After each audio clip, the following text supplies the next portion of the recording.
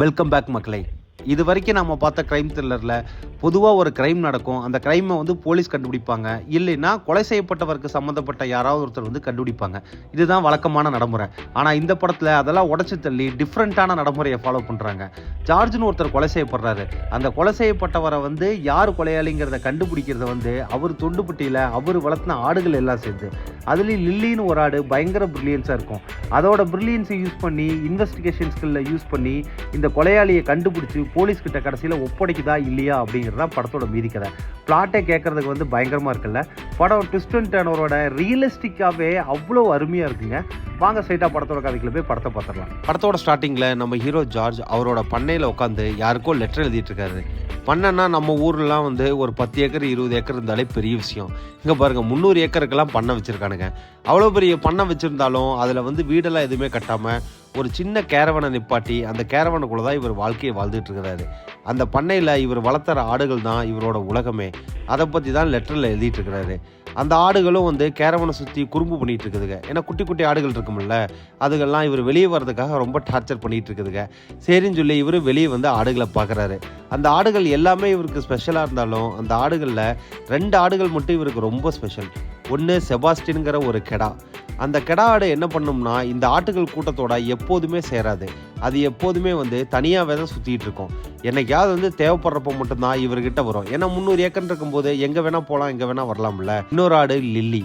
இந்த ஆடுகள் கூட்டத்திலேயே ரொம்ப புத்திசாலியான ஆடு அந்த லில்லி ஆடு தான்.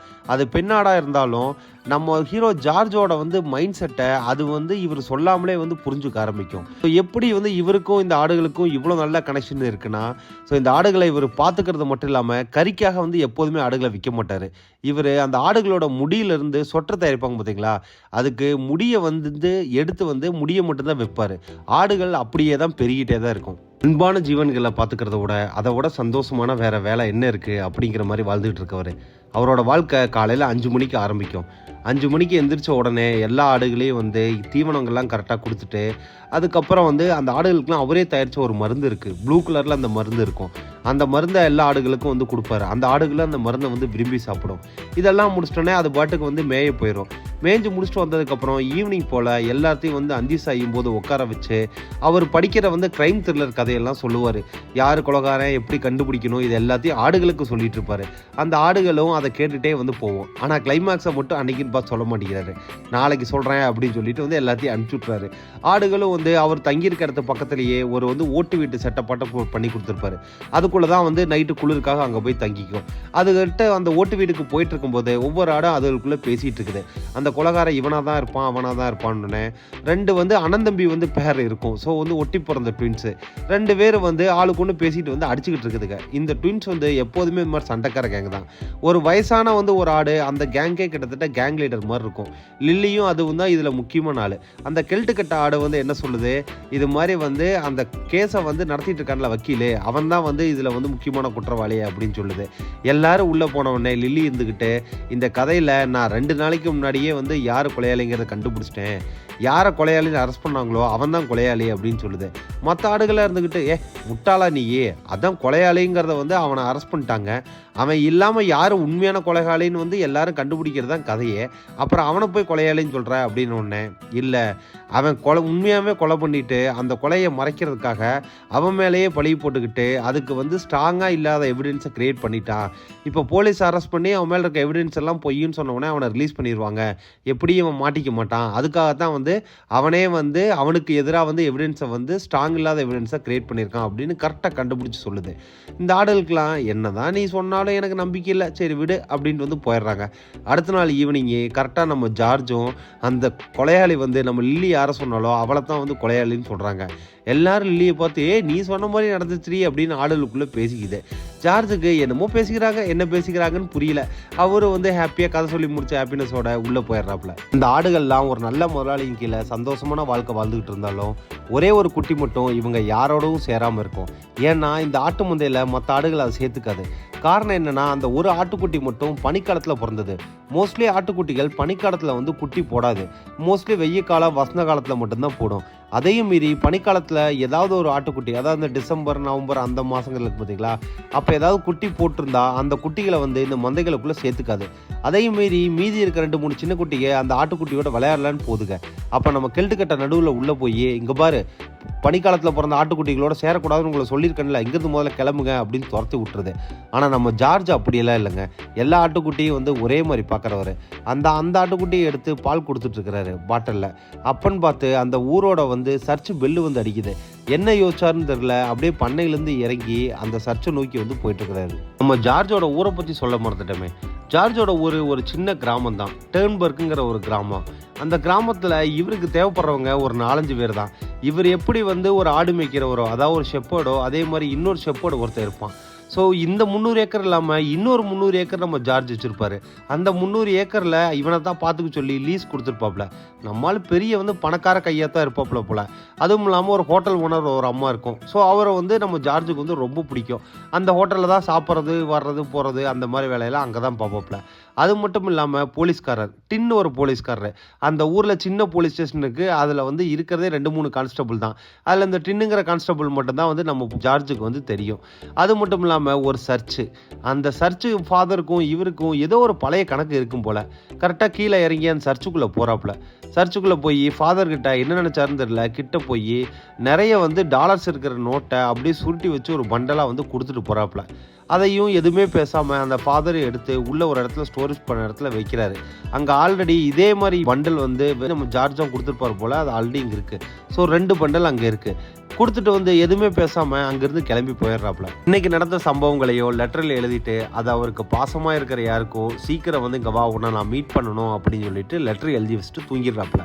அடுத்த நாள் காலையில் பக்கத்து பண்ணக்காரன், அதுவும் நம்ம ஜார்ஜோட பண்ணை தான் இருந்தாலும் வந்து இப்போதைக்கு வந்து அது அவனோட பண்ணன்னு வச்சுக்கலாம். ஏன்னா அவன் தான் லீஸ்க்கு எடுத்திருக்கான்ல, அவன் நம்ம ஜார்ஜை பார்க்கறதுக்கு வர்றான். ஆட்டுக்குட்டி எல்லாத்துக்கும் வந்து பயங்கர சந்தோஷம். ஏன்னு பார்த்தா பக்கத்து பண்ணையிலையும் ஆடுகள் இருக்கும்ல, அதையும் வந்து நம்ம பண்ணை இணைச்சா எல்லா ஆடுகளும் ஒன்றா வாழலாம்ல, அதனால சந்தோஷமாக இருக்குதுங்க. ஸோ நம்ம ஷெப்பர்டும் வந்து கரெக்டாக ஜார்ஜ் போய் மீட் பண்ணுறான். மீட் பண்ணிவிட்டு உள்ளே ஏதோ பேசிட்டு ஜார்ஜ் வந்து அவனை வந்து வெளியே துரத்திடுறாப்புல, கண்ட மேனிக்கு திட்டிடுறாப்புல. இது ஆட்டுக்குட்டிக்கு எல்லாமே வந்து பார்த்துட்டு நம்ம லில்லியும் வந்து பயங்கர சோகமாயிருது. ஏன்னா வந்து இப்போ 2 பண்ணையும் வந்து ஒன்றா சேராதில்ல, ஏன்னா இவங்க 2 சண்டை கட்டிக்கிறாங்கல்ல. அவனும் வந்த காரை எடுத்துக்கிட்டு அங்கேருந்து கிளம்பி போயிடுறான். அப்போ ஒரு அருந்தவாள் ஆடு, அங்கே சின்ன குட்டி ஆடு, அது எப்போ பார்த்தாலும் வந்து கேள்வியாக கேட்டுட்ருக்கோம். இப்போ நம்ம என்ன பண்ணுறது, இதை வந்து எனக்கு ரொம்ப கஷ்டமாக இருக்குது, வேறு வழியே இல்லை அப்படின்னு சொல்லும்போது லில்லி ஒரு ஐடியா சொல்லுது. அந்த ஆட்டுக்குட்டிக்கெல்லாம் ரொம்ப கஷ்டமான விஷயம் ஏதாவது ஒன்று வந்துச்சுன்னா கண்ணை மூடிக்கிட்டு 1 2 3 அப்படின்னு சொன்னால் எல்லாம் அந்த நடந்த விஷயத்த வந்து அப்படியே மறந்துடணும். அந்த மாதிரி பண்ணுதுங்க. 1 2 3ன்னு சொன்ன உடனே எல்லாரும் வந்து அந்த ஷெப்பர்டு வந்துட்டு போனதே வந்து எல்லாரும் மறந்துடுறாங்க. மறந்துட்டு அவங்க வேலையை பார்க்குறாங்க, அவங்கவுங்கள மாதிரி பேசிகிட்டு இருக்கிறாங்க. இதனால தான் வந்து இந்த ஆடுகளை 5 அறிவுள்ள ஜீவன் நம்ம சொல்கிறோமோ என்னமோ தெரியல. அன்னைக்குன்னு பார்த்து தான் அந்த ஊரோட மிகப்பெரிய ஃபெஸ்டிவலான டேர்ன்பர்க் ஃபெஸ்டிவல் ஆரம்பிக்குதுன்னு சொல்லி அட்வர்டைஸ்மெண்ட் ஹோல்டிங்லாம் இவங்க பைபாஸில் வச்சுருக்காங்க. அதை பார்த்துட்டு மிகப்பெரிய ஒரு நியூஸ் சேனலோட வந்து ப்ரெஸ் ரிப்போர்ட்டர், ஒரு ஜூனியர் ப்ரெஸ் ரிப்போர்ட்டர் அனுப்பிச்சி வைக்கிறானுங்க. அவனும் உள்ளே வந்துட்டு நம்ம ஹோட்டலுக்கு தான் ஃபஸ்ட்டு வர்றான். அந்த அம்மா கிட்ட இவன் பேசிகிட்டு இருக்கும்போது தான் போஸ்ட் உமன் வர்றாங்க. ஏன்னா ஜார்ஜ் நிறைய லெட்டர் வந்து எழுதியிருப்பார்ல, அதையெல்லாம் ஒரு வந்து செப்பரேட்டான ஒரு டிஃப்ரெண்ட்டான வந்து கவரில் வந்து எழுதி அனுப்பிச்சிருக்காப்புல. அதை பார்த்த உடனே இந்த ஹோட்டல் ஓனருக்கு ஏதோ கொஞ்சம் பொறாமையாகுது. யாருக்கோ இவன் லவ் லெட்டர் எழுதுறானா அப்படின்ட்டு அந்த லெட்டரை ஆட்டை போட்டு வச்சுக்கிறாங்க. ஓ, நம்ம ஹோட்டல் ஓனர் அம்மாவுக்கு இந்த பண்ணையில் இருக்கிற ஜார்ஜ் மேலே லைட்டாக ஒரு கண்ணு போல். சரி ஓகேட்டு இந்த ப்ரெஸ் ரிப்போர்ட்டர் வந்து இந்த ஃபெஸ்டிவல் எங்கே நடக்குன்னு சொல்லும்போது நம்ம ஹோட்டலுக்கு பின்னாடி தான் வாங்க அப்படின்னு கூட்டிக்கொண்டு 3 டென்ட்டை காட்டுறாங்க. என்னது இந்த 3 ஸ்டாலா? இதை பார்க்குறதுக்கு தான் நான் வந்து ஊர்லேருந்து இவ்வளோ தூரம் கடந்து வந்தேனா அப்படின்னு சொல்லி திட்டுறான். சரி வந்ததெல்லாம் வந்துட்டேன், என் ஊர் சின்ன கிராமம், என்ன என் ஊருக்கு என்ன மிகப்பெரிய வந்து அருங்காட்சியகமாக வைக்க முடியும், இது மாதிரி சின்ன ஸ்டால் தான் வைக்க முடியும், வந்ததுக்காக என்ட்ரன்ஸ் ஃபீஸ் ஒரு $10 கட்டிட்டு போ அப்படின்னு சொல்லி அதுலேயும் $10 வந்து காசை வாங்கிட்டு விட்டுறாங்க. அவனும் கடுப்பாயிட்டு அந்த ஊரை விட்டே கிளம்பி போகிறான். மழை வேற வந்து லைட்டாக வந்து பெய்கிற மாதிரி இருக்குது. அப்பன்னு பார்த்து நம்ம ஜார்ஜோட பண்ணையில் என்ன ஈவினிங் வந்து 7 மணி ஆக போகுது, இன்னும் நம்ம ஜார்ஜ் நம்மக்கிட்ட அந்த க்ரைம் கதை சொல்கிறது கூப்பிட மாட்டேங்கிறாரு அப்படின்னு சொல்லி ஆட்டுக்குட்டிகளை அதுக்குள்ளே பேசிகிட்டு இருக்குதுங்க. இந்த சைடு காரில் போன நம்ம ப்ரெஸ் ரிப்போர்ட்ரு கொண்டே ஒரு மரத்தில் வந்து மலையில் வந்து குத்திடுறான். என்னடா பண்ணுறதுன்னு சொல்லி டோ பண்ணுற வண்டியை கூப்பிட்டு மறுபடியும் இவன் டேர்ன்பர்க் கிராமத்துக்கே வந்துடுறான். அங்கே ஆடுகள்லாம் ஜார்ஜ் வந்து மழையும் பெய்ய ஆரம்பிச்சிருச்சு. சரி இன்னைக்கு மேலே வந்து ஜார்ஜ் வந்து கதை சொல்ல கூப்பிட மாட்டார் அப்படின்னு யோசிச்சுட்டு நைட்டு வந்து அதுகளோட ஷெட்லேயே படுத்து தூங்கிடுதுங்க. அடுத்த நாள் காலையில் வந்து வெடியுது. நம்ம லில்லி கூடவே இருக்கிற பொசு பொசு ஆடான மாஃபுல் வந்து மெதுவாக நடந்து போகுது. நம்ம ஜார்ஜ் வந்து கீழே படுத்து கிடக்குறாரு. அதுக்கு பக்கத்தில் லில்லி சைலண்ட்டாக நிற்கிது. கிட்ட போய் பார்க்கும்போது என்னாச்சுன்னு கேட்குறா. ஜார்ஜ் வந்து எந்திரிக்கவே மாட்டேங்கிறாரு. ஜார்ஜ் ஒரு வேளை நம்மகிட்ட விளையாடுறாரோ அப்படின்னோடனே நம்ம மாஃபுல் அழுங்காத நம்ம ஜார்ஜோட வந்து நெஞ்சில் வந்து காலை வச்சு பார்க்குது.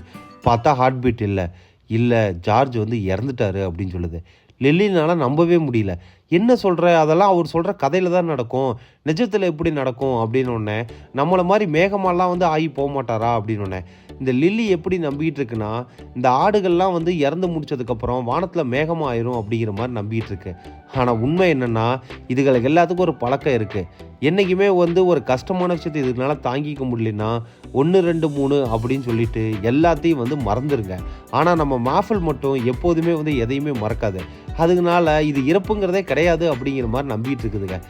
இல்லை நம்மளோட ஷெப்பர்ட் வந்து நம்மளை கையை விட்டு போயிட்டாரு, இறந்துட்டாரு அப்படின்னு ஒன்று இதையும் என்னால் தாங்கிக்கவே முடியல அப்படின்ட்டு எல்லா ஆட்டுக்குட்டியும் கூப்பிட்டு இதையும் நம்ம மறந்தாகணும், 1 2 3 சொல்கிறேன், அதுக்குள்ளே வந்து எல்லோரும் மறந்துடுங்க அப்படின்ட்டு 1 அப்படின்னு சொல்லுது. 2 சொல்கிறதுக்கு முன்னாடி நிறுத்துங்க அப்படின்னு ஒரு பெரிய சவுண்டு கேட்குது. யாருன்னு பார்த்தா நம்ம செபாஸ்டியன் கெடா. ஸோ எப்போதுமே வந்து இந்த கூட்டத்தோடு சேராமல் தனியாக அது பாட்டுக்கு மேய போயிடும் பார்த்தீங்களா. திடீர்னு அதுக்கு தோணுனா மட்டும்தான் இங்கே வரும். அதுக்கிட்ட வந்து நம்மளோட ஷெப்பர்டை எப்படி நீங்கள் வந்து மறக்கிறதுக்கு வந்து இப்படி துணிஞ்சிங்க, என்ன ஒரு நீதிங்கிறது ஒரு விஷயம் வேணாமா அப்படின்னு திட்டுதுங்க. இதுகளுக்கு நீதி அப்படின்னா அப்படின்னு ஷெப்பர்டு சொல்கிற கதையில் வந்து நீதிங்கிறத கேள்விப்பட்டதே இல்லையா, உங்களுக்கெல்லாம் அறிவு எங்கே தான் போச்சு அப்படின்னு சொல்லி செபாஸ்டியன் திட்டுன உடனே நீ சொல்கிறதும் கரெக்டு தான், நம்ம ஜார்ஜோ வந்து நம்ம மறக்கக்கூடாது இறந்தாலும் அப்படின்னு சொல்லுதுங்க. அப்புறம் ஒரு ஆர்வக்கோளாறு குட்டி இருக்குன்னு சொன்னோம் பார்த்தீங்களா, அந்த ஆர்வக்கோளாறு குட்டி எப்படி மனுஷங்களாம் செத்து போகிறாங்க உண்மை சொல்லுங்கள், அப்போ ஜார்ஜை யார் கொலை பண்ணா அப்படின்னு சொல்லி ஆர்வமாக கேட்குது. என்னது ஜார்ஜை கொலை பண்ணாங்களா, நீ ஏன் அப்படி ஜார்ஜை கொலை பண்ணாங்களான்னு கேட்கும்போது இல்லை ஜார்ஜ் சொல்கிற கதையில எல்லாம் கொலை தானே பண்ணியிருப்பாங்க அப்படின்னு ஒன்று நம்மளோட லில்லி அப்போ தான் யோசிக்குது. ஆமாம்ல, ஜார்ஜ் வந்து எப்போதுமே வந்து ரூம் விட்டு வெளியே வர்றப்ப அவரோட ஜெர்க்கினையும் ஒரு வந்து தொப்பியாட்டம் வந்து ஹேட்டு ஒன்றையும் போட்டுட்டு தான் வெளியே வருவார். ஆனால் இப்போ டெட் பாடியாக கீழே படுத்து கிடக்கிறப்ப வெறும் வந்து ஃபேண்ட்டையும் வந்து ஒயிட் கலர் பனியனி போட்டிருக்காரு. நைட்டு அத்தனை மழை பெஞ்ச டைமில் அவர் எப்படி வந்து எதுவுமே போடாமல் வெளியே வந்திருப்பார், குளிர் அதிகமாக இருந்திருக்குமில்ல அப்படின்ட்டு மறுபடியும் வந்து கிட்ட போய் பார்க்குது. அப்பன்னு பார்த்து போலீஸ்காரனுங்க மற்றவங்க எல்லாம் வந்து ஏன்னா ஒரு டெட் பாடி விழுந்திருக்குல்ல, பக்கத்து தோட்டத்துக்காரன் இவர்கிட்ட ஒரு லீஸ் அக்ரிமெண்ட்டில் சைன் வாங்குறதுக்காக வந்திருப்பான். அதில் இவர் இறந்து கிடக்கிறத பார்த்து ஆல்ரெடி போலீஸுக்கு வந்து ஃபோன் பண்ணி சொல்லியிருந்திருப்பான். போலீஸ் உடனே ஆல்ரெடி வந்து ஃபாரன்சிக் டீமோட செக் பண்ணிகிட்டு இருக்காங்க. அப்பன்னு பார்த்தா இந்த லில்லி ஆட்டுக்குட்டி அந்த நம்ம மாஃபில் கூட்டிகிட்டு போயிட்டு அழுங்காமல் வந்து அந்த கேரவன் இருக்குது பார்த்தீங்களா, கேரவனுக்கு பின்பக்கமாக போய் ஏறி எட்டி பார்க்கணுன்னே 2 கிளாஸ் வந்து உள்ளே இருக்குது. அதில் ட்ரிங்க்ஸ் வந்து ஆல்ரெடி குடித்தது போக மீதி வந்து இருக்குது. இதை பார்த்த உடனே லில்லிக்கு எனக்கு எல்லாமே புரியுது அப்படிங்குது.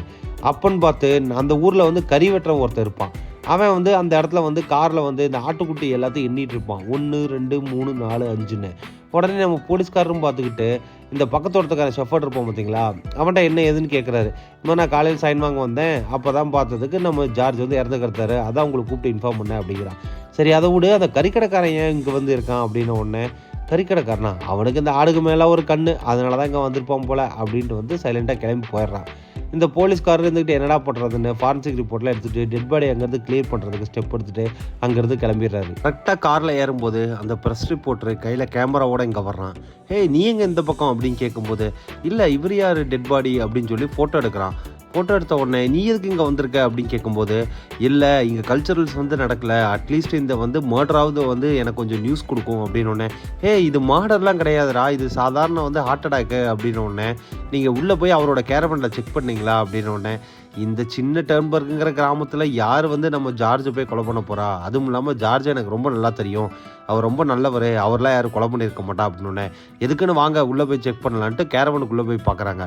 பார்த்தா அங்கே போய் பார்த்தா எல்லாம் நார்மலாக இருக்குது. நார்மலாக தான் இருக்குது, வா வெளியே போகலாம் அப்படின்னு சொல்லி அந்த போலீஸ்காரன் சொன்ன உடனே ஒரு நிமிஷம் நல்லா பாரியா, அங்கே பாரு 2 கிளாஸு யாரோ வந்து இவருக்கு தெரிஞ்சவங்க தான் வந்து இங்கே வந்து ட்ரிங்க்ஸ் ஆஃபர் பண்ணியிருக்காரு, குடிச்சிருக்காங்க. குடித்ததுக்கப்புறம் தான் அந்த மர்டர் நடந்திருக்கு அப்படின்ன உடனே இதே விஷயத்தை தான் ஜன்னல் வழியாக எட்டி பார்த்துட்டு இருக்க லில்லியும் வந்து யோசிச்சுட்டு இருக்கிறா. இதை வந்து வெளியே வந்து பார்த்த உடனே இங்கே பாரு, உன்னோட வந்து நியூஸ் பேப்பரில் ஆர்டிக்கல் வேணுங்கிறதுக்காக கதை கட்டியெல்லாம் விட்டுட்டு இருக்காத, இது சாதாரண வந்து ஒரு ஹார்ட் அட்டாக் தான், நான் வந்து ஃபாரன்சிக் ரிப்போர்ட்டுக்கு வந்தோடனே பேசிக்கிறேன் அப்படின்ட்டு போலீஸ் அங்கேருந்து கிளம்பிடுறாப்புல. இப்போ லில்லி வந்து நம்மளோட மொத்த ஆட்டுக்கூட்டத்துக்கிட்டையும் அங்கே அவள் கேட்டதையும் இவன் யோசிச்சதையும் சொல்கிறா. ஸோ நம்ம ஜார்ஜ் ஹார்டியை யாரோ கொலை பண்ணியிருக்காங்க அப்படின்னு சொல்கிறா. மொத்த ஆடுகளும் ஷாக் ஆயிடுது. என்ன லில்லி சொல்கிற, நம்ம ஜார்ஜை கொலை பண்ணிட்டாங்களா அப்படிங்கும் போது, ஆமாம் கொலை தான் பண்ணிட்டாங்க, இதை யார் அந்த போலீஸ்காரன் சொன்னாங்களா அப்படின்னு சொல்லி செபாஸ்டியன் வந்து சொல்கிறான். போலீஸ்காரன் வழக்கம் போல் எல்லா கதையில் வர்ற மாதிரி டம்மி போலீஸ்காரனாக தான் இருக்கான். ஆனால் வந்து அவரை பார்க்குறதுக்கு நைட்டு யாரோ அவருக்கு தெரிஞ்சவங்க வந்திருக்காங்க. அவர் தான் 2 கிளாஸில் வந்து ட்ரிங்க்ஸ் வந்து ஆஃபர் பண்ணியிருக்காரு. ஆஃபர் பண்ணதுக்கப்புறம் அந்த ட்ரிங்க்ஸில் தான் பாய்சன் வச்சு வேணால் கொலை பண்ணியிருக்கணும் அப்படின்னு ஒன்று, இந்த மாதிரி கட்டுக்கதையெல்லாம் நீயே கட்டி விடாத அப்படின்னு சொல்லி செபாஸ்டியன் திட்டுறான். திட்டின உடனே, உங்களுக்கு ஏதாவது கொஞ்சமாவது அறிவு இருக்கா, யாரோ தெரிஞ்சவங்க உள்ளே வந்திருக்காங்க, ட்ரிங்க்ஸ் ஆஃபர் பண்ணியிருக்காரு, அவர் அதில் பாய்சன் கலந்தோ இல்லை ஹார்ட் அட்டாக் வந்தோ இறந்துட்டாருன்னு கூட வச்சுக்கோங்க. ஹார்ட் அட்டாக் வந்து இறந்துருந்தா கூட வந்தாலும் கண்டிப்பாக வந்து பக்கத்தில் இருக்க யாரோ ஒருத்தர் ஹெல்ப் கூப்பிட்ருக்கணும்ல, யாரையுமே கூப்பிடல. அதுவும் இல்லாமல் நம்ம ஜார்ஜ் எப்போதுமே ஒரு ஹேட்டையும் வந்து ஜெர்க்கினையும் போடாமல் வெளியவே வரமாட்டார். இது 2 விஷயம் தான் எனக்கு சந்தேகத்தை கொடுக்குது அப்படின்னு உடனே செபாஸ்டியன் இருந்துக்கிட்டு என்னமோ பண்ணுங்க அப்படின்ட்டு அங்கேருந்து போயிடுறாப்புல. உடனே நம்ம லில்லி இருந்துக்கிட்டு, இப்போ இந்த கதையில் நம்ம ஜார்ஜோ கொலை பண்ண கொலையாளியை நம்ம தான் கண்டுபிடிக்க போகிறோம், இன்வெஸ்டிகேஷனை ஸ்டார்ட் பண்ணிடலாமா அப்படின்னு ஒன்று எல்லா ஆடுகளும் குஷியாக ஸ்டார்ட் பண்ணிடலாம் அப்படிங்குதுங்க. முதல்ல நம்ம கேரவனுக்கு முன்னாடி இருக்கிற எல்லா இடத்துலையும் எவிடன்ஸை சர்ச் பண்ணுங்க அப்படின்னு சொல்லி அனுப்பிச்சி விடுது. எல்லா ஆடுகளும் அங்கே இருக்க டப்பா குண்டா அண்டா எல்லாத்தையும் போட்டு உருட்டுன்னு விட்டுதுங்க. எல்லாத்தையும் போட்டு வந்து உருட்டிட்டு இருக்கலே தவிர ஒரு எவிடன்ஸும் கிடைக்க மாட்டேங்குது. உடனே லில்லி இருந்துக்கிட்டு எல்லாரும் சைலண்ட்டாக முதல்ல வந்து எவிடன்ஸ் சேர்றத மாதிரி நிப்பாட்டுங்க அப்படின்னு சொல்லுது. சரி, கடைசியாக வந்து நைட் டைம் வந்து இந்த இடத்துக்கு யாராவது வந்ததை பார்த்தீங்களான்னு எல்லாத்துட்டையும் கேட்கும்போது எல்லாரும் வந்து ஒரு 2-3 பேர் வந்து செபாஸ்டியன் தான் கை கட்டுறாங்க. செபாஸ்டியன் தான் நைட்டு பார்த்தேன் அப்படின்னு ஒன்று. அப்போ செபாஸ்டியன் நீ தான் கொலைகாரனா அப்படின்னு சொல்லி எல்லா ஆடும் செபாஸ்டியன் மேலே வந்து பாயை பார்க்குதுங்க. நம்ம கெடாக்குட்டி செபாஸ்டியன் இருந்துக்கிட்டு, ஆமாடா நான் தான் கொலைகாரன், என்னோட காலை பார்த்தியா, இந்த காலை வச்சுக்கிட்டு தான் நான் அவர் குடிக்கிற வந்து கூல்ட்ரிங்க்ஸில் வந்து போய் வந்து பாய்சனை கலந்து அந்த பாய்சன் மூலிமா அவர் செத்து போயிட்டாரு அப்படின்னு உடனே இப்போ எல்லாத்துக்கும் புரியுது. ஆமாம்ல, நம்மளாம் ஆடுகள் இல்லை, ஆடுகள் எப்படி போய் வந்து பாய்சன் வைக்க முடியும் அப்படின்ட்டு. அப்போ வேற யார் கொலை பண்ணியிருப்பா, ஒருவேளை மனுஷங்க யாராவது வந்த பார்த்தீங்களா அப்படின்னு ஒன்று யாரும் பார்க்கலங்கிறாங்க.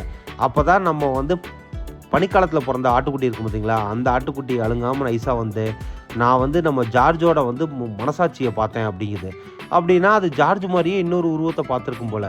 என்னது, ஜார்ஜோட வந்து மனசாட்சியை பார்த்தியா, அவங்க எப்படி நீ பார்த்த அப்படின்னு ஒன்று, நான் நைட் டைமில் தான் பார்த்தேன், அவங்கக்கிட்ட வந்து ஜார்ஜோட வந்து வாடையே வந்து வந்துச்சு அப்படின்னு ஒன்று. ஏன்னா ஆட்டுக்குட்டியை வந்து மோப்ப சக்தியை விசாரணை கண்டுபிடிக்கும் அப்படின்னு உடனே, என்னடு இவ ஒரு புது கதையை சொல்கிறா அப்படிங்கிறான்.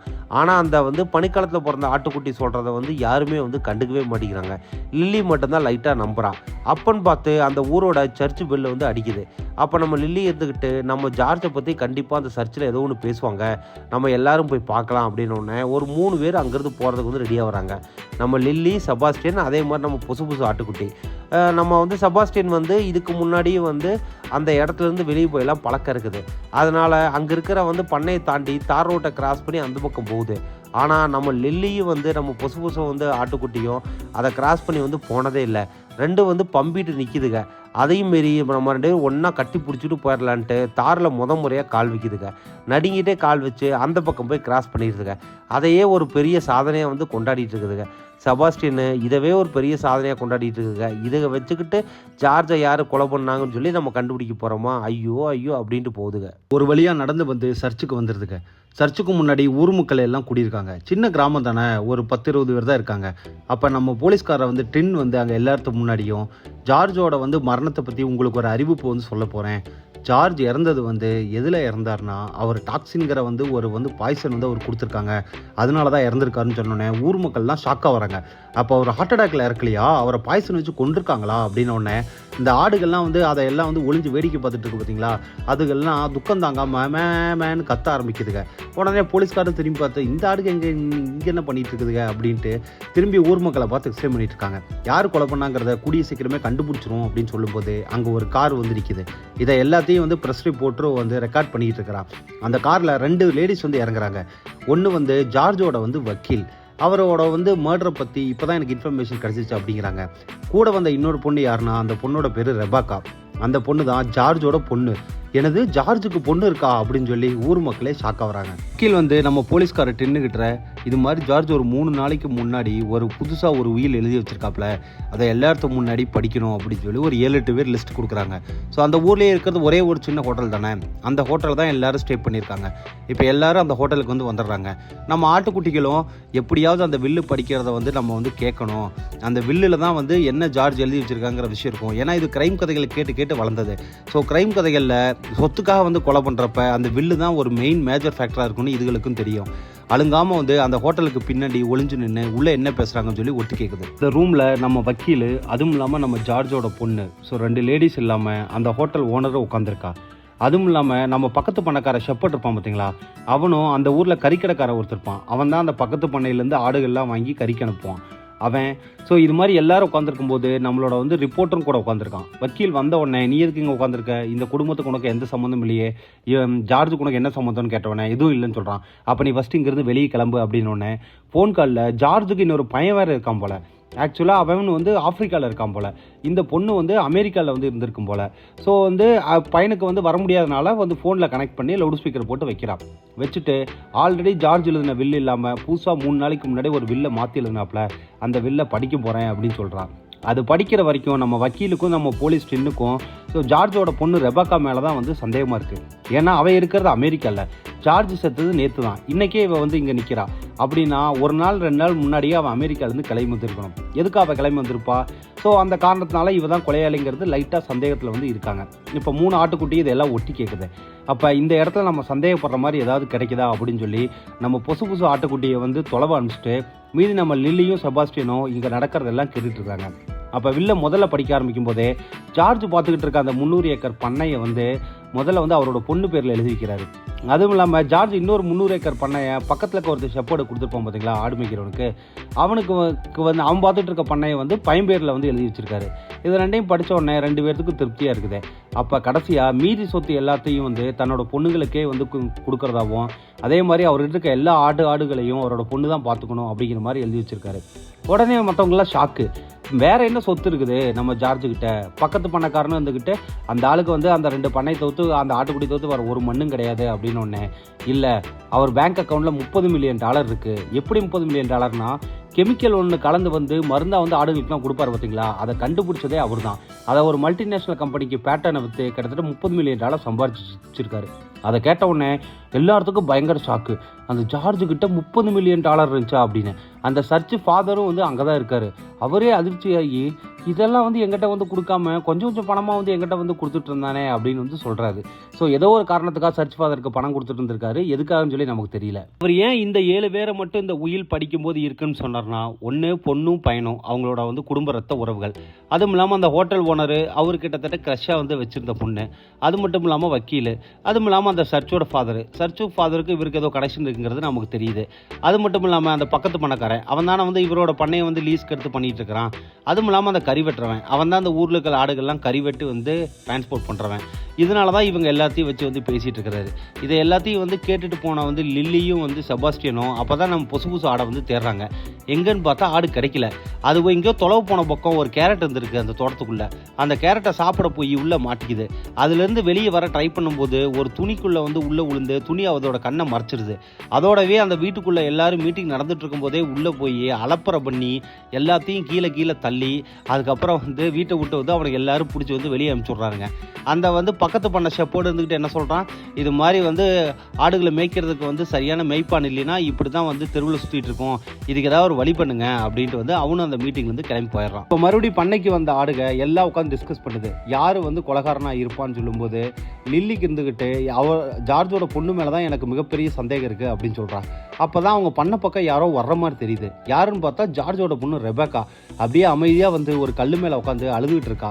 நம்ம பனிக்காலத்தில் பிறந்த ஆட்டுக்குட்டி சின்ன குட்டி இருக்கும் பார்த்தீங்களா, அந்த சின்ன குட்டி போய் ரெபக்காவோட விளையாடுது. ரெபக்காவும் தூக்கி அதை கொஞ்சிக்கிட்டு இருக்கிறான். ஏதோ ஒரு விஷயத்த நினச்சி வந்து அவள் பயங்கரமாக வந்து அழுவ ஆரம்பிச்சிருக்கா. லில்லியும் செபாஸ்டியனும் இப்போ என்ன பண்ணுறாங்க, இந்த போலீஸ்கார டென்னு நம்மனா கதைக்காவாது, அவனுக்கு கொஞ்சமாவது அறிவு கொடுக்கணும் அப்படின்ட்டு நம்ம ஜார்ஜோட வந்து உள்ள அந்த கேரவன் இருக்கும் பார்த்தீங்களா, கேரவனுக்குள்ளே அவர் வந்து இந்த கதை சொன்ன புக்கில் இருக்கும் பார்த்தீங்களா, அதில் ஒரு பயங்கரமான வந்து ஒரு கொலையாளி கண்டுபிடிக்கிறது அப்படிங்கிற ஒரு நல்ல புக்கை வந்து தொலைவு கண்டுபிடிச்சி ஒரு ஆட்டுக்குட்டி உள்ளே அனுப்பிச்சு அந்த புக்கை வந்து எடுத்துகிட்டு வர்றாங்க. எடுத்துகிட்டு வந்து நைட்டாக போய் நம்மளோட டீன் வந்து போலீஸ் ஸ்டேஷனில் தனியாக உட்காந்துருக்கான். அவன் போலீஸ் ஸ்டேஷன் முன்னாடி அந்த புக்கை போட்டுட்டு கதவை மட்டும் தட்டி விட்டுட்டு வந்துடுறாங்க. அவனும் வெளியே வந்து எட்டி பார்த்துட்டு அந்த புக்கை எடுத்து படிக்க ஆரம்பிக்கிறான். புக்கை எடுத்து படிக்க அவனுக்கே எல்லா விஷயம் புரிய ஆரம்பிச்சிருது. அடுத்த நாள் காத்தால எந்திரிச்ச உடனே நம்ம ப்ரெஸ் ரிப்போர்ட்டர் வர்றான்.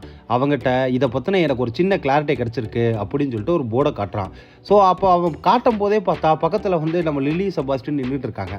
அதை பார்த்த உடனே என்ன இந்த ஜார்ஜ் கொலையானதுலேருந்து இந்த கொலை இன்வெஸ்டிகேட் பண்ண எல்லா பக்கமும் இந்த ஆட்டுக்குட்டி 2 நிற்குதே அப்படின்னு சொல்லி வந்து பார்க்குறான். சரின்னு சொல்லிட்டு இவன்ட்ட என்ன எக்ஸ்பிளைன் பண்ணுறான்னா, மொத்தம் நம்ம யார் கொலை பண்ணியிருக்க வாய்ப்புண்டு, ஒன்று சர்ச் ஃபாதரு, இல்லைன்னா வந்து அந்த கறிக்கடைக்காரன். ஏன்னா வந்து ஆடுகளுக்கு வந்து கறிக்காக பயன்படுத்துறது வந்து ஜார்ஜுக்கு வந்து பிடிக்காது. இல்லைன்னா வந்து பக்கத்து பண்ணக்காரன். ஏன்னா அவனோட லீஸை வந்து ஆல்ரெடி வந்து கேன்சல் பண்ணியிருப்பாரு நம்ம ஜார்ஜ். புதுசாக வந்து அக்ரிமெண்ட்டை சேஞ்ச் பண்ணி கொண்டு போகும்போது தான் ஸோ இவன் வந்து ஜார்ஜ் கொலையானதை பார்த்துட்டு போலீஸ்க்கு இன்ஃபார்ம் பண்ணியிருப்பான்.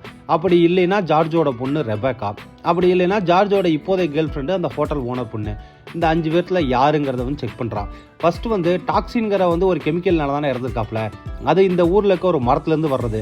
ஸோ அது எல்லாத்துக்கும் கிடச்சிருக்க வந்து வாய்ப்பு உண்டு. சரி, அதை விட்டுரு. அடுத்து கொலை பண்ணுறதுக்கு யாராருக்கு மோட்டிவ் இருக்குது, சொத்துக்காக வேணால் வந்து பொண்ணு கொலை பண்ண வாய்ப்புண்டு. அடுத்து ஆப்பர்ச்சுனிட்டிஸ். ஸோ இவங்க யாருக்கு வந்து அந்த டைமில் வந்து நம்மளோட ஜார்ஜை பார்க்குறதுக்கு போனாங்களோ அந்த ஆப்பர்ச்சுனிட்டி யார் கிடைக்குதோ அவங்கக்கிட்ட தான் வந்து கொலையாளிங்கிறதுக்கான இன்ஃபர்மேஷன் கிடைக்கும் அப்படின்ட்டு ஒவ்வொருத்தராக விசாரிக்கிறாங்க. கறிக்கடைக்காரன் கேட்டால் கறிக்கடைக்காரன் ஒன்றுமே தெரியலங்கிறான். எனக்கு ஜார்ஜுக்கு வந்து பிடிக்காது அவ்வளோதான் அப்படின்னு. ஷெப்பர்டு கேட்டால் வந்து பக்கத்து பண்ணக்காரன். அந்த ஷெப்பர்டு வந்து அதே பதில தான் சொல்கிறான். லீஸ் கேன்சல் ஆகிடுச்சு, அதுக்கு சைன் வாங்க தயார் போனேன், ஏன் உயிரை வாங்குறீங்க அப்படின்ட்டு போயிடுறான். சரின்னு சொல்லி இப்போ சர்ச் ஃபாதரை போய் மீட் பண்ண போகிறானுங்க. அங்கே தான் வந்து ஒரு பெரிய இன்ஃபர்மேஷன் கிடைக்கிது. எதுக்கு சர்ச் ஃபாதருக்கு சாவறதுக்கு முன்னாடி ஒரு நாள் முன்னாடி அவ்வளோ பணத்தை கொண்டாந்து கொடுத்தாருன்னு கேட்கும்போது, இல்லை நான் சொல்கிறேன் அதை யார்ட்டையும் வெளியே சொல்லாதீங்க அப்படின்ட்டு நம்ம ஜார்ஜ் வந்து ஏழையாக இருந்தபோது அவரோட குழந்தைகளை வளர்க்க முடியாதுன்னு சொல்லி அடாப்ஷன் பண்ணி கொடுத்துருப்பாரு. அதில் தான் ஒரு பையன் ஆப்பிரிக்காவுக்கும் பொண்ணு வந்து அமெரிக்காவுக்கும் போயிருக்கும். இப்போ நல்லா சம்பாரிச்சு பண்ண பேட்டர்னு $30 மில்லியன் வந்து அக்கௌண்ட்டில் பணம், இவ்வளோ பணம் வந்ததுக்கப்புறம் திருப்பி வந்து தன்னோட குழந்தைகளை வந்து மீட்டுக்கணும்னு சொல்லி நினைக்கிறாரு. ஆனால் யாருக்கு அடாப்ட் பண்ணி கொடுக்காங்கிறத சர்ச்சு சட்டப்படி சொல்லக்கூடாது. அதுக்காக தான் இவர் லஞ்சமாக கொடுத்து சர்ச்சுக்கான வந்து தேவைகளுக்கு யூஸ் பண்ணிக்கே, அதை வச்சுக்கிட்டு வந்து எனக்கு அந்த அட்ரஸை மட்டும் கொடு அப்படின்னு சொல்லிட்டு 2 பேர்த்தோட அட்ரஸையும் வந்து வாங்கியிருக்காப்புல. இது எல்லாத்தையும் வந்து அந்த சர்ச் ஃபாதர் சொல்லிடுறாப்புல. வெளியே மட்டும் யாருக்கிட்டையும் சொல்லிடாதீங்க அப்படின்னு ஒன்று இவங்களும் வந்துடுறாங்க. அப்போ ரெபேக்கா தான் உண்மையிலேயே கொலை பண்ணியிருப்பாளா சொத்துக்காக அப்படின்னு யோசிச்சுட்டு இருக்கும்போதே இங்கே வந்து ஆட்டுக்குட்டிகளாக இருக்குது பார்த்தீங்களா, ஆட்டுக்குட்டிக்கு அது எல்லாத்தையும் கேட்டுட்டு போயிட்டு அவங்களோட இடத்துல வந்து பேசிகிட்டு இருக்காங்க. அப்போ ரெபேக்கா தான் வந்து உண்மையான கொலையாளியா அப்படின்னு பேசிகிட்டு இருக்கும்போது நம்ம பனிக்காலத்தில் பிறந்த ஆட்டுக்குட்டி இருக்குது பார்த்தீங்களா, அது சைலண்ட்டாக வந்து ரெபேக்கா கிட்டையும் ஜார்ஜோட வாசம் தான் அடிச்சிச்சு அப்படின்னு சொல்லுது. என்ன சொன்னேன், ரெபேக்கா கிட்ட ஜார்ஜோட வாசம் அடிச்சுதா அப்படின்னு உடனே இதை யாரோ இதுக்கு முன்னாடி சொன்ன மாதிரி வந்து ஞாபகம் இருக்கே அப்படின்னு சொல்லி லில்லி யோசிக்குது. அப்போ தான் பார்த்தா அந்த கூட்டத்திலேயே இன்னொரு புதுசு ஆட்டுக்குட்டி இருக்கும். அதுதான் இந்த வார்த்தையை சொல்லியிருந்திருக்கோம். நீ தானே அன்னைக்கு வந்து பேச்சுவாக்கில் இந்த வார்த்தையை சொன்னேன், ரெபேக்கா கிட்டையும் வந்து அதே மாதிரி ஜார்ஜோட வாசனை அடிக்குது அப்படின்னு சொன்ன உடனே இல்லை நான்லாம் கொலை பண்ணல அப்படின்னு உடனே, நீ கொலை பண்ணலன்னு எங்களுக்கு தெரியும், ஆனால் ஏதோ ஒரு தப்பு பண்ணியிருக்க என்னன்னு சொல்லி வந்து லில்லி மிரட்டின உடனே எல்லாத்தையும் கூட்டி கொண்டு போய் ஒரு கல்லை விலக்கி ஒரு பொருளை காட்டுது. என்னன்னு பார்த்தா கண்ணாடி வளையல். ரெபேக்கா வந்து அன்னைக்கு நைட்டு ஜார்ஜ் கொலையார் நாள் அன்னைக்கு இங்கே வந்திருக்கிறா. அதை இந்த ஆடு வந்து பார்த்துருக்குது. ஆனால் அன்னைக்கு வந்து ரெபேக்கா கையிலேருந்து விழுந்த வளையல் இருக்குது பார்த்தீங்களா, வளையல் வந்து இதுவும் ஒரு பெண் தானே ஆடாக இருந்தாலும். ஸோ அந்த வளையல் மேலே பயங்கரமாக ஆசை வந்து அந்த வளையலை எடுத்து ஒரு கல்லுக்கடி கொண்டே ஒளி வச்சிருக்குது. ஸோ நம்ம ஒரு வேளை ரெபேக்கா வந்ததை அன்றைக்கி நைட்டு வந்ததை சொன்னோம்னா இந்த வளையலை வந்து லில்லிக்கிட்ட கொடுக்குற மாதிரி சூழ்நிலை வரும் அப்படின்னு சொல்லி தான் இந்த வளையலுக்கு ஆசைப்பட்டு ரெபேக்கா வந்ததை இவ்வளோ நாள் சொல்லாமல் வச்சுருக்குது. அடி பாவி, ரெபேக்கா தான் இங்கே வந்தானா, அப்போ அவள் தானே கொலையாளியாக இருப்பா, அதை விட்டுட்டு வந்து நீ இவ்வளோ நாள் வந்து எங்கிட்ட இதெல்லாம் மறைச்சிட்டியே அப்படின்னு ஒன்னே, அவையே மறைஞ்சு வரணும் அப்படின்னு ஒன்னே. இதுகளுக்கெல்லாம் தெரிஞ்ச விஷயம் என்ன, வெய்ய காலத்தில் பிறந்த ஆடுகள்லாம் வந்து ஒரே கூட்டமாக மந்தையோடு இருக்கும், அப்பா அம்மா கூட்டத்தோடு இருக்கும். ஸோ தனியாக வந்து ஒரு ஆடு வந்து வளருதுனால என்ன காரணத்தினால வளரும், ஒருவேளை அது பனிக்காலத்தில் வளர்ந்தனால தானே வளரும். அது மாதிரி அந்த ரெபேக்காவும் பனிக்காலத்தில் பிறந்தவளாக இருப்பாளோ அப்படின்னு சொல்லி முட்டாள்தனமாக வந்து யோசிக்குதுங்க. அப்படின்னு உடனே நம்ம செபாஸ்டியன் அப்படி இருக்கும்போது, அப்போ பனிக்காலத்தில் பிறந்த ஆடை வந்து கொலை பண்ணியிருப்பான்னு சொல்ல வர்றியா அப்படின்னு உடனே லில்லி அவசரப்பட்டு ஆமான்னு சொல்லி வாய் விட்டுறான். அப்போ தான் வந்து செபாஸ்டியன் வருத்தப்பட்டு போயிடுது. லில்லியும் வந்து நம்ம செபாஸ்டியன் கூடவே போயிட்டு ஒரு பாறை மேல் நின்று ஏன் இவ்வளோ வருத்தப்படுற அப்படின்னு சொல்லும்போது தான் செபாஸ்டியன் அதோட கதையை சொல்லுது. செபாஸ்டியன் ஆக்சுவலாக வந்து சர்க்கஸில் இருந்த வந்து ஒரு கெடா ஆடு. சர்க்கஸில் இவ எதுக்காக யூஸ் பண்ணுவாங்கன்னா, நம்ம செபாஸ்டியன் ஆடை வந்து ஒரு கூண்டுக்குள்ளே உள்ளே விட்டுட்டு உள்ளே ஒரு நாயை விட்டுருவாங்க. அந்த நாயை முட்டி கொன்று இது உயிர் பொழைக்கணும். அந்த நாயை கொல்றதுக்குள்ளே இது ரத்தம் வந்து வித்தை வந்து படாத பாடு பட்டு போயிடும். அவ்வளோ கஷ்டப்பட்டு தான் கொல்லும். எவ்வளோதான் ஸ்ட்ராங்கான கிடாவாக இருந்தாலும் எதுக்கும் ஒரு லிமிட் தானுங்க. இதவே ரெகுலராக பண்ண அது வாழ்க்கையை வெறுத்து போயிருக்கும். அப்போ தான் அந்த சர்க்கஸை பார்க்கறதுக்கு ஜார்ஜ் வருவாப்புல. இந்த கிடா செபாஸ்டின் படுற கஷ்டத்தை பார்த்து காசு கொடுத்து அந்த செபாஸ்டினை வந்து வாங்கிவாப்புல. வாங்கிட்டு இங்கே வந்து இதுக்கு எந்த ரெஸ்ட்ரிக்ஷனும் போட மாட்டாப்புல. 300 ஏக்கர் பண்ணையில் நீ எங்கே வேணால் போய்க்கு, பண்ணையை விட்டு வெளியே கூட இது போயிட்டு வரும். வெளியே போயிட்டு நீ எப்போ வேணால் வா, என்ன கிடைக்குதோ அதை சாப்பிடு, இல்லைன்னா வா நான் சாப்பாடு தர்றேன் அப்படிங்கிற மாதிரி முழு வந்து சுதந்திரத்தை வந்து அதுக்கு தந்திருப்பாப்புல. அதனால தான் செபாஸ்டின் வந்து ஜார்ஜ் மேலே இவ்வளவு வந்து பாசமாக வந்து இருக்குது. நாங்களாம் இருக்க மாதிரி நீ கொடுத்துடலாம் இருந்துக்கணும், நீ எதுக்கு சர்க்கஸில் போய் மாட்டின அப்படின்னு கேட்கும்போது, நானும் வந்து அந்த குட்டி ஆடு மாதிரி பனிக்காலத்தில் பிறந்த ஆட்டுக்குட்டி தான், என்னோட வந்து மந்தையில் இருந்த ஆடுகள்லாம் என்னை சேர்த்திக்கல அப்படின்னு சொல்லுது. அப்போ தான் நம்ம லில்லிக்கு புரியுது நம்ம எவ்வளோ பெரிய வார்த்தையை தப்பாக பேசிட்டோம் அப்படின்னு சொல்லி. செபாஸ்டினை சமாதானப்படுத்திட்டு அன்னைக்கு நைட்டு அங்கேருந்து வந்து கூட்டிகிட்டு போயிடுது. அடுத்த நாள் காலையில் விடிஞ்ச உடனே நம்ம வந்து செபாஸ்டினும் நம்ம லில்லியும் போலீஸ் ஸ்டேஷன் போய் டின்னோட வந்து கேப் இருக்கு பார்த்தீங்களா, அந்த கேப்பை எடுத்துகிட்டு ஓடி வந்துடுதுங்க. அவனும் துரத்துக்கிட்டு நம்மளோட பண்ணை வரைக்கும் வந்துடுறான். அந்த பண்ணையில் தான் நம்மளோட வந்து ரெபக்காவோட அந்த வளையல் இருக்குது பார்த்தீங்களா, அதை கொண்டே காட்டுதுங்க. அந்த இடத்துல கொண்டே கேப்பை போட்ட உடனே அதை பார்த்து நம்ம டின் ஷாக் ஆகுறான். அதை எடுத்துக்கிட்டு அப்படியே வந்து ரெபக்காவோட ரூமுக்கு போகிறான். ரூமுக்கு போயிட்டு நீங்கள் அந்த பண்ணைக்கு போவே இல்லைன்னு சொன்னீங்கல்ல, அப்புறம் அந்த வளையல் யாருது அப்படின்னு ஒன்னே அவளும் ஒத்துக்கிறா இது என்னோடதுன்ட்டு. வேறு வழியே இல்லாமல் ரெபக்காவை அரெஸ்ட் பண்ணி அவன் இப்போ அவனோட ஸ்டேஷனுக்கு கூட்டு வந்துடுறான். ஒரு வழியாக ஜார்ஜை கொலை பண்ண ரெபக்காவை கண்டுபிடிச்சிட்டங்கிற திருப்தியில் நம்ம லில்லி இருக்குது. லில்லி வந்து இதை மற்ற ஆடுகளோடலாம் ஷேர் பண்ணிக்கிட்டு நம்ம பொசு ஆடு இருக்கும் பார்த்தீங்களா, அதுகளோட வந்து பேசிகிட்டு இருக்குதுங்க. அப்போ தான் வந்து இப்போ ரெபக்காவை அரெஸ்ட் பண்ணனால அடுத்த நாள் காலையில் என்ன பண்ணுவாங்க, அந்த பக்கத்து பண்ணக்காரன் தான் நம்ம பண்ணையை வந்து சேர்த்து வந்து பார்த்துக்க போகிறான். அதை வந்து இந்த ஆடுகள்லாம் வந்து பேசிகிட்டு இருக்குதுங்க. பேசிகிட்டு இருந்தவொடனே சரி எதுக்குன்னு வந்து பக்கத்து பண்ணையை ஒரு விசிட் அடிச்சுட்டு வருவோமா அப்படின்னு உடனே சரி கம்பி வேலி தான் நான் எகிரி குச்சி போவோம் அப்படின்னு சொல்லிட்டு லில்லியும் அந்த பொசு ஆடும் போகுது. அங்கே போனோம் பார்த்தா எல்லா ஆடுகளும் ரொம்ப பாவமாக நின்றுட்டு இருக்குதுங்க. அங்கே போய் ஹாய், நாளையிலேருந்து நீங்களும் நம்மளும் வந்து ஒரே பண்ணையாக தான் வாழ போகிறோம், நம்ம எல்லோரும் ஹாப்பியாக ஃப்ரெண்ட்ஸாகவே வாழ்வோம் அப்படின்னு சொல்லி நார்மலாக பேசிகிட்டு இருக்குதுங்க. அந்த ஆடுகள்லாம் பயந்த மாதிரி ஒரு மூஞ்சி வச்சுக்கிட்டு இங்கேருந்து ஓடு அப்படின்னு கத்துதுங்க. அப்புறம் தான் திரும்பி பார்த்தா 2 நாய்க நம்ம லில்லியும் வந்து அந்த பொசு ஆடை துரத்துதுங்க. இதுகளும் முடிஞ்சளவு ஓடுதுங்க. லில்லி கிட்ட வந்து அந்த ஒரு நாய் வந்து கிட்டத்தட்ட கடிக்கிற லெவலுக்கு வந்து வந்துருச்சு. அந்த டைமில் ஒரு ஆடு வேகமாக வந்து அந்த நாயை முட்டி தள்ளுது. யாருன்னு பார்த்தா நம்ம செபாஸ்டின் கடா தான் ஆல்ரெடி நாய்களை முட்டி வந்து கொன்ன பழக்கம் இருக்குல்ல. ஆனால் இப்போ 2 நாய்களும் சுத்து போட்டுச்சுங்க. கஷ்டப்பட்டு போராடுது. லில்லி இங்கிருந்து போன்னு சொன்னாலும் அந்த 2 ஆடு போவே மாட்டேங்குதுங்க. செபாஸ்டின் கஷ்டப்பட்டு போராடி 2 ஆடையும் வந்து அடித்து அங்கேருந்து துரத்திடுச்சு. ஆனால் அதுகளுக்குள்ள நாயெல்லாம் வந்து பயங்கரமாக கடிச்சு செபாஸ்டினோட உயிரே போகிற அளவு வந்து ஆயிடுச்சு.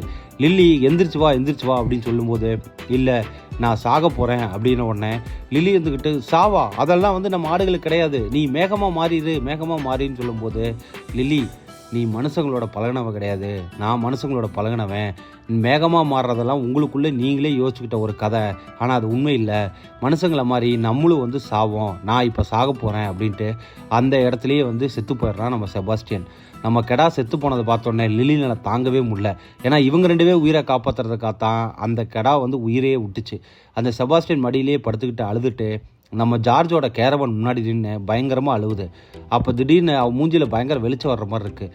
யாருன்னு பார்த்தா நம்மளோட ஜார்ஜ் நம்ம லில்லியோட கனவுல வந்து பேசுகிற மாதிரி பேசுகிறாரு. லில்லி எந்த ஒரு விஷயத்துக்கும் வந்து தீர ஆராயாமல் ஒரு முடிவு எடுக்கக்கூடாது, நீ எப்படி வந்து ரெபேக்கா தான் வந்து கொலையாளின்னு சொல்லி முடிவெடுத்த அப்படின்னு யோசிக்கும்போது, இல்லை அவன் இந்த இடத்துக்கு வந்து வந்திருந்தா அப்படின்னு சொல்லும்போது ஒரு நிமிஷம் இருங்க, அப்படின்னா வந்து தற்செயலாக கூட அவன் வந்துருந்துருக்கலாம்ல அப்படின்ட்டு ஏதோ ஒன்று யோசித்த உடனே இப்போ தான் நீ என்னோட பொண்ணு கரெக்டாக வந்து கண்டுபிடிச்சிட்ட அப்படின்னு சொல்லிட்டு நம்ம ஜார்ஜோட வந்து உருவம் வந்து மறைஞ்சிடுது. ஸோ கிட்டத்தட்ட வெடிய ஸ்டேஜும் ஆயிடுது. நம்ம புதுசு ஆட்டுக்குட்டி வந்து என்ன சொல்லி அப்படின்னு கேட்கும்போது நான் கொலையாளி யாருங்கிறத கண்டுபிடிச்சிட்டேன் அப்படின்ட்டு, ரெபக்கா கிடையாது அது அப்படின்னா, இல்லை ரெபக்கா வந்து உண்மையான கொலையாளி கிடையாது அப்படின்ட்டு அந்த கேரவனுக்குள்ளே போகிறதுக்காக வந்து நிறைய விஷயத்த வந்து தொலைவறான். எதுவுமே கிடைக்கல. அப்போ தான் நம்ம வந்து பனிக்காலத்தில் பிறந்த ஆட்டுக்குட்டி இருக்கும் பார்த்தீங்களா, அது வருது. அதை கூப்பிட்டு எனக்காக ஒரு ஹெல்ப் பண்ணுறையான்ட்டு உள்ள கேரவனுக்குள்ளே அனுப்பிச்சுட்டு 2-3 பெயிண்ட் டப்பா வந்து எடுத்துகிட்டு வருதுங்க. பெயிண்ட் டப்பாவை எடுத்துகிட்டு வந்து ஒரு காலில் ஒரு பெயிண்ட்டையும் இன்னொரு காலில் இன்னொரு பெயிண்ட்டையும் அப்பிக்கிட்டு கீழே வந்து சிட்டிக்குள்ளே வந்து போகுதுங்க. சிட்டிக்குள்ளே போய் போலீஸ் ஸ்டேஷனுக்குள்ளே ஆல்ரெடி ரெபக்காவை அடைச்சி வச்சிருக்காங்க பார்த்தீங்களா. நைட் டைமில் யாருமே இல்லை, எல்லோரும் வந்து இன்க்ளூடிங் டின் உட்பட எல்லா வீட்டுக்கு போயிட்டானுங்க. அவள் உள்ளேயே வந்து ஜெயிலுக்குள்ளே அடைஞ்சு கிடக்கிறான். ஏன்னா போலீஸ் ஸ்டேஷன்லேயே ஒரு சின்ன லாக்கப்பு. அதுக்குள்ளே அந்த டோரை ஓப்பன் பண்ணால், விண்டோ ஓப்பன் பண்ணால் ஒரு சின்ன கேப் இருக்கும். அது வழியாக அந்த சின்ன ஆட்டுக்குட்டி அனுப்பி அந்த பெயிண்ட்டை வச்சு ஏதோ ஒன்று வந்து வரைய சொல்லுது. வரைய சொன்ன உடனே மேலே ஜன்னலில் ரெபக்கா வெட்டி பார்த்து கண்ணாலே ஒரு சிக்னலை கொடுத்துட்டு அந்த சின்ன ஆட்டுக்குட்டி மறுபடியும் வெளியே வந்துடுது. ஸோ வந்து லில்லி வந்து சின்ன ஆட்டுக்குட்டி கூட்டிகிட்டு மறுபடியும் பண்ணைக்கு வந்துடுது. இதுக்கு நடுவில் மற்ற ஆட்டுக்கூட்டத்தை எல்லாத்தையும் வந்து ஸோ ஒரு வேளை வந்து நாளைக்கு வந்து ரெபக்கா தான் குற்றவாளின்னு தீர்ப்பு கொடுத்துட்டானுங்கன்னா அந்த வந்து புது ஷெப்பர்டு பக்கத்து பண்ணக்காரன் தான் வந்து இந்த பண்ணை சேர்த்து பார்த்துக்குவான். அதை ஏதோ வந்து லீஸில் வந்து ஏதோ ஃப்ராடுத்தனம் பண்ணி அவன் எல்லாத்தையும் ரெடி பண்ணிட்டான் போல். ஸோ மற்ற ஆட்டுக்குட்டி எல்லாத்தையும் அந்த ஆட்டுக்குட்டிகளை வந்து மீட்டுக்கு விற்கிற மாதிரி நம்மளையும் விற்றுருவான் அப்படிங்கிறத வந்து நம்ம லில்லி எக்ஸ்பிளைன் பண்ண பார்க்குறா. ஆனால் எந்த ஆட்டுக்குட்டிக்கு வந்து புரியவே மாட்டேங்குது. அப்போ தான் நம்ம செபாஸ்டின் செத்துட்டான் உங்களுக்கு புரியுதா இல்லையா அப்படின்னு கத்துறா. செபாஸ்டின் செத்துட்டான்னு சொன்ன உடனே மற்ற ஆட்டுக்குட்டி எல்லாம் பயங்கர சோகமாயிருதுங்க. சோகமானால் அது என்ன பண்ணும், அந்த விஷயத்த உடனே மறக்கணும்னு நினைக்கும். எல்லாம் ஒன்றா சேர்ந்துக்கிட்டு செபாஸ்டின் இறந்ததை நம்ம டக்குன்னு மறக்கணும், எல்லாம் 1 2 3 சொல்லுங்க அப்படின்னு வேணாலே இவ சொல்ல கேட்காம வந்து சொல்லிடுறாங்க. சொல்லிட்டு அது எதுவுமே நடக்காத மாதிரி ஆட்டுக்குட்டிகள் எல்லாம் வந்து சைலண்டாக போய் தூங்க போயிருதுங்க. லில்லிக்கு இந்த ஆட்டுக்குட்டிகளை எப்படி காப்பாற்றுறதுன்னு தெரியல, ரெபக்காவை வந்து எப்படி காப்பாற்றுறதுன்னு இப்போ அவளுக்கு தெரியல. காலையில் விடியுது.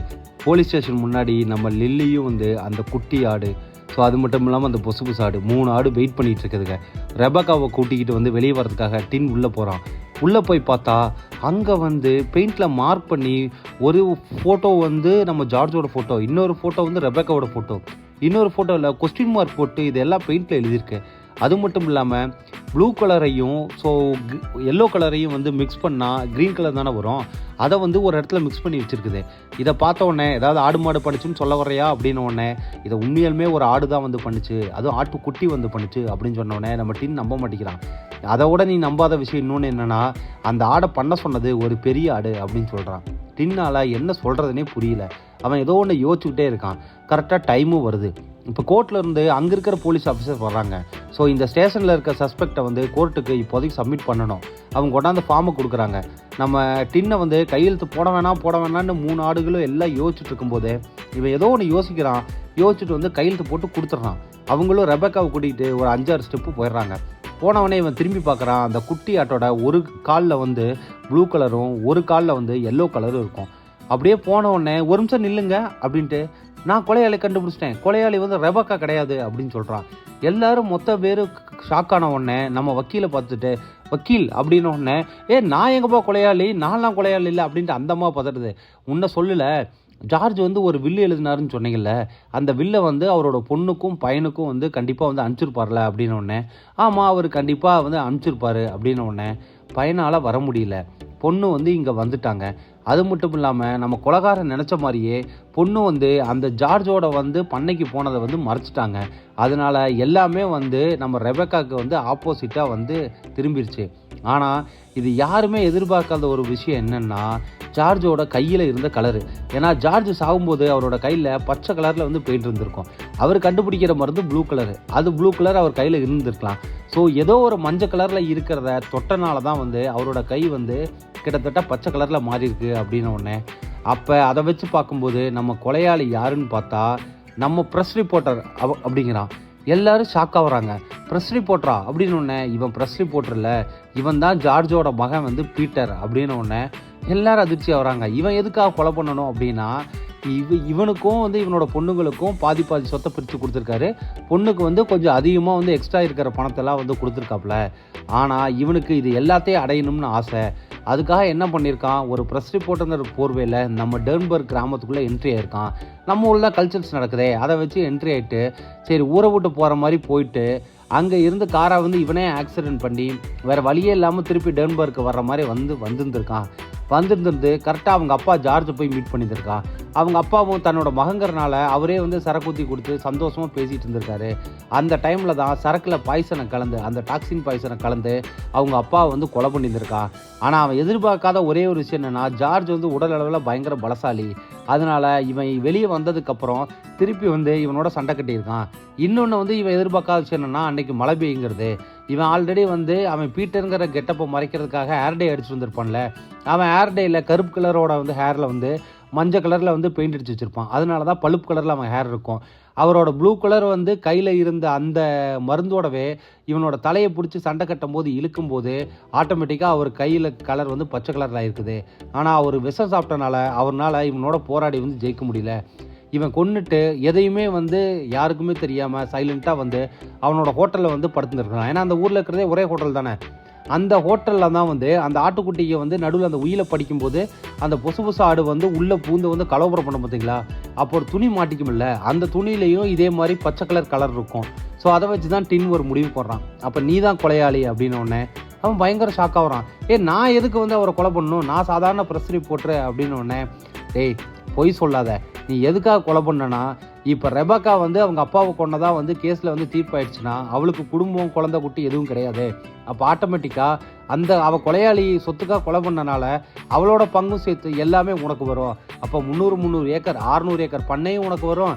அதுவும் இல்லாமல் அவங்க அப்பா வந்து பொண்ணுக்காக கொடுக்க வச்சுருந்த $30 மில்லியன் வந்து உனக்கு தான் வந்து சேரும் அப்படின்ன உடனே கிட்ட வந்து, நீ என்ன பேசிகிட்டு இருக்க, இதெல்லாம் உன்னால் எப்படி வந்து கோர்ட்டில் போய் வந்து நிரூபிக்க முடியும் அப்படின்ன உடனே அவனோட ஷர்ட்லேருந்து ஒரு முடி எடுக்கிறாப்புல, இந்த முடி ஒன்றே போதும், இதை வச்சே நான் நிரூபிச்சிருவேன் அப்படின்னு உடனே அவன் காமெடி பண்ணாதீங்க அப்படி இப்படின்னு சிரிச்சுக்கிட்டு வேகமாக வந்து ஓடி போய் பக்கத்தில் இருக்க கார் எடுத்துகிட்டு அங்கேருந்து எஸ்கேப்பை பார்க்குறான். எல்லாரும் நில்லுன்னு பிடிக்க பார்க்கும்போது டக்குன்னு காருக்கு முன்னாடி ஹீரோ மாதிரி நம்ம அனந்தம்பி ஆடு இருக்குது பார்த்தீங்களா, அதுக்கு 2 என்ட்ரி ஆகுது. எப்போ பார்த்தாலும் சண்டை கட்டிகிட்டே தானே இருக்கும். உடனே என்ன பண்ணுதுங்க, நீ அந்த பக்கம் பிரிச்சுக்க, நான் இந்த பக்கம் பிரிச்சுக்கிறேன் அப்படின்ட்டு ஆடுக 2 பயங்கரமாக முட்டு வந்து முட்டுதுங்க. இந்த சைடு இதை எல்லாத்தையும் நம்ம லில்லி குட்டி ஆடு எல்லாம் வந்து வேடிக்கை பார்த்துட்டு இருக்குதுங்க. லில்லி தானே இதை முறையாக கண்டுபிடிச்சி அந்த பெயிண்ட்டை வந்து போலீஸ்காரனுக்கு வந்து காட்டினா. லில்லினால பயங்கர ஹாப்பினஸ்ஸாக இருக்கா. அந்த ஆடுக அடிச்சு அடியில் காரோட வந்து டயர் கீரை எல்லாம் வந்து பிச்சுக்கிட்டு போயிடுது. இப்போ எல்லாரும் போய் அவனை வந்து பிடிச்சிடுறாங்க. பிடிச்சிட்டு போலீஸும் வந்து அவனை கூட்டிகிட்டு போயிடுறாங்க. நம்ம டின்னும் எல்லாத்துக்கும் முன்னாடியும் இதையெல்லாம் கண்டுபிடிக்கிறதுக்கு எனக்கு ரொம்ப உதவியாக இருந்தது என்னோட நண்பர்கள் அப்படின்னு சொல்லிட்டு நம்ம ஆட்டுக்குட்டிகளை பார்க்குறான். ஆட்டுக்குட்டிகளுக்கு அப்படியே கண்ணீர் வராத குறையா சோகமாக வந்து அப்படியே நின்றுருக்குதுங்க. சந்தோஷமும் சோகமும் கலந்த மாதிரி ஒரு ஃபீலிங்னு வச்சுக்கோங்க. அங்கேருந்து சந்தோஷமாக வந்து ஜார்ஜை யார் கொலை பண்ணாங்களோ அவங்கள வந்து போலீஸ்கிட்ட மாட்டி விட்டங்கிற திருப்தியோட எல்லா ஆட்டுக்குட்டியும் போகுதுங்க. நம்ம வந்து பனிக்காலத்தில் பிறந்த குட்டியாடு இருக்கும் பார்த்தீங்களா, அது மட்டும் அங்கேயே இருக்குது. நம்மளோட ரெபக்கா பொண்ணு இருக்கா பார்த்தீங்களா, அவன் இந்த குட்டியை வந்து தூக்கி வந்து கொஞ்சிக்கிட்டு இருக்கிறான். சரி எல்லாம் முடிஞ்சதில்ல, இனி நீங்கள் என்ன வந்து அமெரிக்கா போகிறீங்களா அப்படின்னு சொல்லி நம்ம டின்னு ரெபக்கிட்ட கேட்கும்போது, இல்லை அதை பற்றி நான் கொஞ்சம் யோசிக்கணும் அப்படின்ட்டு போகிறான். அங்கே போய் ஹோட்டலில் எல்லாம் வெக்கேட் பண்ணி போகும்போது அந்த ஹோட்டல் ஓனர் அந்த அம்மா, ஸோ அவங்க அப்பாவோட வந்து க்ரஷில் அவங்க எடுத்துகிட்டு ஒரு லெட்டரை எடுத்து கொடுக்குறாங்க. உங்கள் அப்பா யாரோ வந்து ஒரு கேர்ள் ஃப்ரெண்டுக்கு எழுதுறதா நினச்சிக்கிட்டு நான் எடுத்து ஒழிச்சு வச்சுருந்தேன், என்னை மன்னிச்சுக்கு அப்படின்னு சொல்லிட்டு லெட்டரை கொடுக்குறாரு. லெட்டரை வாங்கிட்டு நம்மளோட ரெபக்காவும் ஹோட்டலை விட்டு வெளியே வர்றான். வெளியே வரும்போது கரெக்டாக நம்ம வக்கீல் இருந்துக்கிட்டு, இப்போ அந்த 2 பண்ணையுமே உனக்கு தான் சொந்தம், நீ என்ன வேணால் பண்ணலாம், அதுவும் இல்லாமல் அந்த $30 மில்லியன் வந்து உனக்கு தான் சொந்தம் அப்படின்னு சொல்லி கொடுக்குறா. எல்லா டாக்குமெண்ட்டையும் கொடுக்குறா. அப்போ தான் நம்ம வந்து பக்கத்து பண்ணையை பார்த்துக்கிட்டு இருந்த அந்த ஷெப்போடு நம்ம கறிக்கடைக்காரன்னு வர்றான். வந்து நாங்கள் ஜார்ஜுக்கிட்ட ஆல்ரெடி சொல்லியிருந்தோம், ஒரு நல்ல பிஸ்னஸ் ப்ரொப்போசல் இருக்குது அப்படின்ன உடனே, எங்களோட பண்ணையில் ஆட்டுக்குட்டியை கறிங்கிறத எங்கள் அப்பா கண்டுபிடிச்சிட்டாரு, அதனால தான் உன் லீஸை வந்து கேன்சல் பண்ணியிருக்காரு. இனிமேல் ஜென்மத்துக்கு அந்த லீஸை உங்கள்கிட்ட கொடுக்கவே மாட்டேன், அந்த லீஸ் இல்லாமல் நானே வந்து அந்த ஆட்டுக்குட்டிகளை பார்த்துக்கிறேன் அப்படின்ட்டு சந்தோஷமாக வந்து பண்ணைக்கு வந்து கிளம்பி வந்துகிட்டு இருக்கா. இதுக்கு நடுவில் நம்ம பண்ணையில் லில்லியை வந்து சுற்றி இருக்க எல்லாரும் வந்து பயங்கரமாக வந்து பாராட்டிகிட்டு இருக்காங்க. இன்னொரு விஷயம் சொல்ல மறந்துட்டேனே, அந்த ஹோட்டல் ஓனர் இருக்காங்கல்ல அவங்க, ஸோ இவங்க அம்மாவோட பேர் என்னன்னு கூட இந்த பொண்ணுக்கு வந்து தெரியாது. ஏன்னா சின்ன வயசுலேயே அடாப்ஷன் பண்ணிட்டாங்கல்ல, அந்த ஒரு விஷயத்த சொல்லுவாங்க. உங்கள் அம்மாவோட பேர் என்னென்னா லில்லி. அதனால தான் வந்து அந்த மந்தையிலேயே வந்து பயங்கர பிரில்லியண்ட்டான ஒரு ஆட்டுக்குட்டிக்கு வந்து லில்லின்னு வந்து அவரோட முதல் சம்சாரத்தோட பேரை வந்து வச்சுருந்துருப்பார். ஸோ இங்கே எல்லாம் வந்து ஆட்டுக்குட்டிக்கெல்லாம் பேசிகிட்டு இருக்குதுங்க. பேசிகிட்டு இருக்கும்போது நீ எப்படி வந்து இவ்வளோ ப்ரில்லியண்ட்டாக கண்டுபிடிச்சிட்ட அப்படிங்கும்போது, நான்லாம் ப்ரில்லியண்ட்டாக கண்டுபிடிக்கல, இதுக்கும் எனக்கு ஜார்ஜ் தான் ஹெல்ப் பண்ணார் அப்படின்னு சொல்லி ஜார்ஜை பற்றி யோசிச்சுட்டு கொஞ்சம் ஃபீல் பண்ணிகிட்டு இருக்குதுங்க. அப்பன்னு பார்த்து பயங்கரமாக வந்து மணி அடிக்கிற சத்தம் கேட்குது. என்னன்னு பார்த்தா நிறைய மணி அடிச்சிட்டு இருக்குது. பார்த்தா நிறைய ஆடுக வேகமாக ஓடி வருதுங்க. அதுக்கு நடுவில் நம்ம ரெபக்காவும் ஓடி வர்றா. என்னன்னு பார்த்தா பக்கத்து பண்ணையில் இருந்த ஆடுகளாச்சு பார்த்தீங்களா, இப்போ பண்ணைத்தான் இவன் மீட்ட உடனே இவ கண்ட்ரோலில் வந்துருச்சு. அந்த ஆட்டுக்குட்டிக்கு எல்லாத்தையும் வந்து பயங்கரமாக வந்து ஃப்ரீடம் கொடுத்துட்டு இந்த ஆட்டுக்குட்டிகளோட ஒன்றா வந்து கூட்டு வந்து விட்றா. இதுகளும் ஆர்வமாக ஓடி போய் எல்லா ஆட்டுக்குட்டிகளோட உன் பேர் என்ன அப்படின்னு சொல்லிட்டு எல்லா ஆட்டுக்குட்டிகளோடும் பேசிக்கிட்டு ஜாலியாக வந்து விளையாண்டுட்டு இருக்குதுங்க. அமெரிக்கா போகிற கனவெல்லாம் விட்டுட்டு இப்போ இந்த ஆட்டுக்குட்டிகளுக்காக இதே பண்ணையிலே வந்து வாழலான்னு முடிவு பண்ணிட்டான். அவங்க அப்பா மாதிரியே அந்த கேரவன்லேயே எல்லாத்தையும் செட் பண்ணி வச்சு நார்மலாக மருந்து கொடுக்கறது எல்லா வேலையும் பண்ண ஆரம்பிக்கிறான். அன்றைக்கி ஈவினிங்கே அவங்க அப்பா ஜார்ஜ் பண்ண மாதிரியே அந்த எல்லா ஆட்டுக்குட்டியும் உட்கார வச்சு கதை சொல்லிகிட்டு இருக்கிறா. ஸோ அந்த க்ரைம் த்ரில்லர் கதையெல்லாம். அப்போ நம்ம பனிக்காலத்தில் பிறந்த ஆட்டுக்குட்டி மட்டும் தனியாக ஒரு பாறை மேலே அந்த பழைய செபாஸ்டியன் மாதிரியே போய் நிற்கிது. அப்போ லில்லி வந்து அந்த குட்டிக்கிட்ட போய் ஹே ஜார்ஜ் அப்படின்னு சொல்லுது. என்ன எதுக்கு ஜார்ஜுன்னு கூப்பிட்றீங்க அப்படின்னு சொல்லும்போது, எல்லா ஆட்டுக்குட்டிக்கும் வந்து என்றைக்குமே ஒரு பேர் இருக்கணும், அதுக்கு வந்து வெறும் ஆடாக மட்டும் இருக்கக்கூடாது, உன்னோட பேர் இந்த உலகத்திலேயே வந்து மிகச்சிறந்த ஆடு மேய்ப்பான், அதாவது ஷெப்பர்டோட பேரான ஜார்ஜுங்கிற பேரை நான் வைக்கிறேன் அப்படின்ட்டு அந்த ஆட்டுக்குட்டியை கூட்டிக்கிட்டு நம்ம ஆட்டுக்குட்டியோட கூட்டத்துக்கு வந்து வருது. எல்லா ஆட்டுக்குட்டியும் வந்து வழக்கமாக இதுக்கு சேர்த்திக்காதில்ல, ஆனால் இன்றைக்கி அதுகளுக்கு புரிஞ்சிருச்சு. செபாஸ்டியனோட இறப்பு வந்து எல்லாத்துக்கும் புரிய வச்சிருச்சு. இப்போ எல்லா ஆட்டுக்குட்டியும் இதை தூக்கி வந்து கட்டி பிடிக்குதுங்க. சின்ன சின்ன ஆட்டுக்குட்டிகளாக இது கூட விளையாடுதுங்க. சந்தோஷமாக வந்து நம்ம ரெபக்காவோட கதையை கேட்டுட்டு அடுத்த ஒரு ஷெப்பர்டோட வந்து வாழ்க்கையோட வந்து வாழ்கிறதுக்கு வந்து தயாராகுதுங்க. ஒரு வழியாக ஜார்ஜ் வந்து எதனால் கொல்லப்பட்டாருங்கிறது இந்த ஆட்டுக்குட்டிகள் கண்டுபிடிச்சிருச்சு. அதுவும் இல்லாமல் பக்கத்து பண்ணையில் இந்த எல்லா ஆடுகளையும் இது மீட்டுருச்சு. அதுவும் இல்லாமல் பனிக்காலத்தில் பிறந்த ஆடுகளோட கூட சேரக்கூடாங்கிற மித்தையும் உடைச்சி அந்த ஆட்டுக்குட்டிகளையும் மந்தையோட சேர்த்து அதுகளோட வாழ்வுக்கும் ஒரு கரெக்டான வந்து சாட்டிஸ்ஃபேக்ஷன் வந்து கொடுத்துருச்சு. கண்டிப்பாக இந்த படம் உங்களுக்கு ரொம்ப பிடிச்சிருக்குன்னு நான் நம்புகிறேன். இந்த படத்தை பற்றின கமெண்ட்டோ இல்லை எங்களோட வந்து நேரேஷனை பற்றின கமெண்ட்டோ எதாக இருந்தாலும் கமெண்ட்டில் வந்து நீங்கள் சொல்லுங்கள். ஸோ அதை ஏதாவது மாற்றிக்க முடியுமா, இல்லை வேறு ஏதாவது சேஞ்ச் பண்ணணுமா, என்ன பண்ணுறதா இருந்தாலும் நாங்கள் பண்ணுறோம். ஸோ அடுத்து இதே மாதிரி ஒரு நல்ல ஒரு படத்தில் மறுபடியும் உங்களை மீட் பண்ணலாம். திஸ் இஸ் சினி தமிழன் சைனிங் ஆஃப். Bye guys.